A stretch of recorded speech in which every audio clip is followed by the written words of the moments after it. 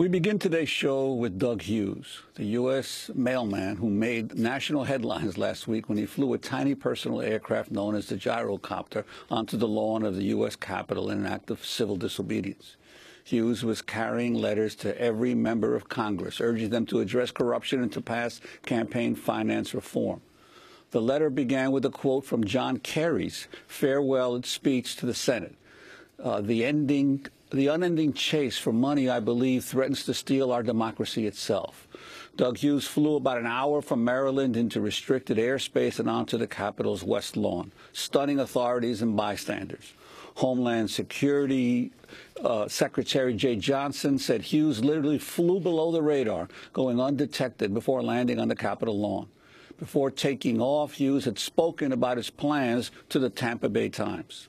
I'm going to violate the no-fly zone non-violently. I intend for nobody to get hurt. And I'm going to land on the Capitol Mall in front of the Capitol building.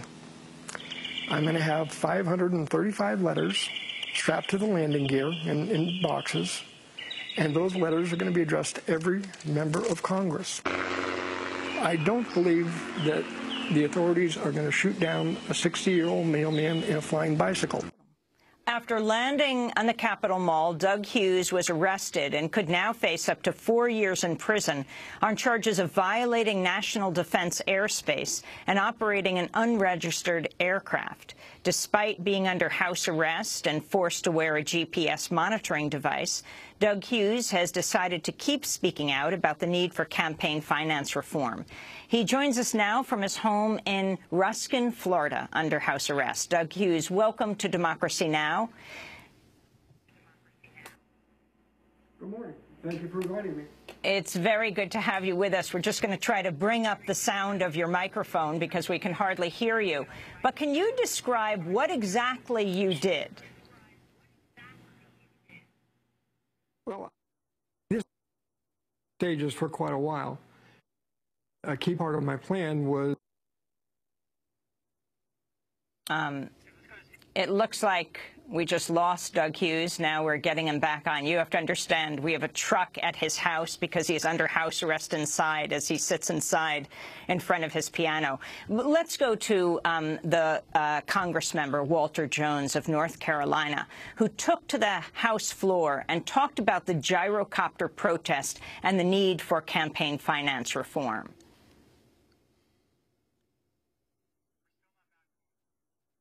Onto the Capitol lawn to make a point about influence of money in politics. While I don't condone violating restricted airspace and putting innocent people at risk by flying a gyrocopter on the Capitol lawn, Mr. Hughes does have a point about the pervasive influence of money in politics. I've seen it get worse and worse in my 20 years in Congress. The Citizens United decision by the United States Supreme Court in 2010 created super PACs and multimillionaires that buy candidates. That was Republican Congressmember Walter Jones speaking on the floor of the House, one day after Doug Hughes landed his gyrocopter on the lawn of the U.S. Capitol. We spoke with Congressmember Alan Grayson about money and politics. Grayson's a Democrat representing Florida's 9th congressional district. Member of the House of Representatives who raised most of his campaign funds in the last election from small contributions of less than $200. Thousands of people came to our website, congressmanwithguts.com, and made contributions. I'm one out of 435. On the other side of the building, over at the U.S. Senate, there's only one member of the U.S. Senate who raised most of his campaign from some small contributions. That's Bernie Sanders, who you heard earlier in this broadcast. That tells you something. In fact, to a large degree in both parties, because of the absence of campaign finance reform, the place is bought and paid for. And the only question is, do the members stay bought? That's what the corporate lobbyists stay up late at night wondering about. Is that member going to stay bought? Now, I was actually in the courtroom when this disastrous Citizens United decision was decided 5 years ago. Mitch McConnell was 2 seats to my left. We were the only public officials who were in the courtroom. Mitch McConnell was the happiest I have ever seen him that day. He was literally chortling when the decision was rendered. And I said on MSNBC that night 5 years ago that if we do nothing, you can kiss this country goodbye. Well, pucker up. because right now the millionaires and the billionaires and the multinational corporations are calling the shots with whatever they want in TPP, whatever they want in fast track, more generally whatever they want. They get the bailouts, they get the tax breaks, they get the so-called deregulation. They get what they want here because they get what they pay for. That was Congressman Alan Grayson talking about campaign finance reform. Doug Hughes is a mailman from Florida who landed a personal aircraft known as a Gyrocopter on the lawn of the U.S. Capitol last week, and we have him back in the feed. I wanted to ask you, Doug, were you surprised that you were able to get as far as you did onto the Capitol Mall? Well, my expectation was that my letter would get through, they'd find out who I was, and the decision would be made that it's less dangerous to let me land since I'd already been vetted by the Secret Service and they knew I wasn't carrying a bomb. That didn't work, and it turned out I was able to land safely anyway. Now, you did everything possible to warn folks ahead of time that you were doing this protest? Yeah. I sent an email, which some people have said was inadequate, but the email gave the reasons why they didn't need to shoot me down. And I had a website, and on the website I asked people to call the White House to tell them to read the email, what address it went to and who it was from. And the Tampa Bay Times called in to the White House to tell them that I was coming in. So every effort was made to give the Homeland Security advance warning of my arrival and who I was and that I wasn't a threat.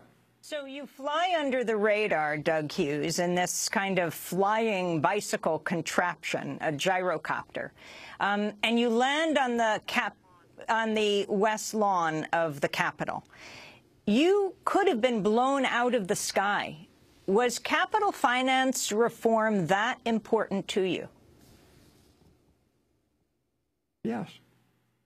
I'm a father, I'm a grandfather, and I can see the change over the decades as we slide from a democracy to a plutocracy.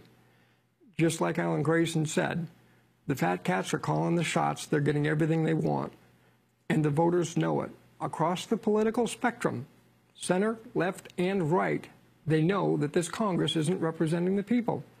And yes, it was worth risking my life. It was worth risking my freedom to get reforms so that Congress works for the people. You're a letter carrier. You're a postal carrier, mailman. How many letters were you carrying in your gyrocopter to deliver to Congress? I believe the count was 535, but I never actually counted them. I handled a lot of them in the process of printing them, signing them, stamping them. There was a lot of hours that went into getting the letters done. Were you planning to hand deliver them individually to each member of Congress? No. At no time did I expect that was going to happen. The plan was to get the letters there in such a way that, let me step back. Congress knows what's going on. I wasn't telling Congress anything that they're not aware of. I was telling them something they don't want the people to be aware of. And I was telling the people that there are solutions in place. They know there's a problem. I'm telling people something they don't know. There are solutions that have already been designed. They only have to be implemented, and it's in our power to implement them. And could you talk about some of those solutions and what your letter actually said? Well, what my letter actually said to the Congress critters was they've got to decide whether they're going to deny that corruption exists, or they're going to pretend that they're doing something about it, or they're going to really roll up their sleeves and be a part of reform.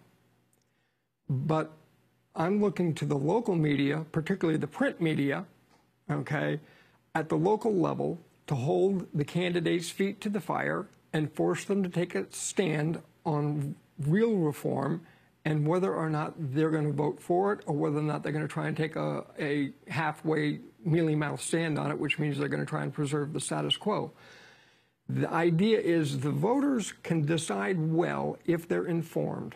The national media can't and won't inform the voters about where the candidates stand. But the local media, which has been, very weak and impotent in the political process, can really take the ball, and they can be the moving force in informing the voters. And can you tell us a little bit about yourself and your own evolution of your thinking? You were formerly in the U.S. Navy, served on the USS Enterprise. Talk about the evolution of your thinking on this issue. Well, I wound up hanging out with a friend of mine, Mike Shanahan, and over a bunch of beers in his backyard, we came up with a written action plan, which we weren't able to take anywhere. That was called the Civilist Papers. But Mike came up with the idea that what we needed to do is take our written plan and send certified copies of it to every member of Congress. And that was the nucleus of the idea. But we observed that it wouldn't work because Congress already knows. What we really need to do is get that letter to the public. They need to be aware. It was during the time that we were working on this, we discovered the existence of other groups and other very sophisticated plans that have been written by people a lot smarter than me. But we also observed these groups weren't getting any traction. They had managed to get through to the people who were sympathetic to the idea, but it wasn't going a lot further than that, nor could they get any attention in the media about what they wanted to do. Earlier this month, Hillary Rodham Clinton kicked off her bid for the Democratic presidential nomination with her first formal campaigning in Iowa. And she talked about this issue, as she has for a few days now, campaign finance reform. We need to fix our dysfunctional political system and get unaccountable money out of it once and for all, even if that takes a constitutional amendment. Is that what you're calling for, Doug Hughes? Does that hearten you? Yes, I'm glad to hear the candidates are talking about this. Sink Ungar, who's a liberal media figure, Cenk Uygur has been working on an Article 5. Say again? Cenk Uygur. He's been working on an Article 5 convention, and this does an entire end around on Congress so that Congress doesn't ever even vote on the amendment. It can be done completely through the states, through an Article 5 convention that would be called. The amendment would be designed. Then it goes back to the states, and 3/4 of the states have to ratify that constitutional amendment. At that point, it becomes law without the House or the Senate ever voting on it. So the states can put limits on the Congress, okay, and fix this problem so that there's no backsliding that would ever happen. The constitutional amendment can protect legislation from it being struck down by the courts. So this whole thing can happen and it can stay. Hughes, are you encouraging other like-minded Americans who feel this way about campaign finance reform to come up with other creative ways to get the issue before the American public? I'm absolutely sympathetic to other people getting involved with whatever their view on it is. I think we're going to see a lot of Trojan horse legislation and groups come up that are intended to misdirect people into solutions that have no power. Okay, I pretty much signed on to the Anti-Corruption Act, and I will look at other ideas that are out there, but the Anti-Corruption Act, which stands no chance of getting out of committee as we are right now, was written by a former head of the Federal Election Campaign, FEC. This guy is as far to the conservative end as Sink Ungar is liberal, okay? That's why I say this thing completely goes across the political spectrum. But what this guy wrote will work if it's passed without any amendments. That's got to be a key part of this, is that they can't take this act that will work, cut out the key parts so that it has no teeth, and then say they passed reform. Doug, one last question. Your son committed suicide last year. Did losing him in 2012. Did losing him affect what you decided to do this year? Yes.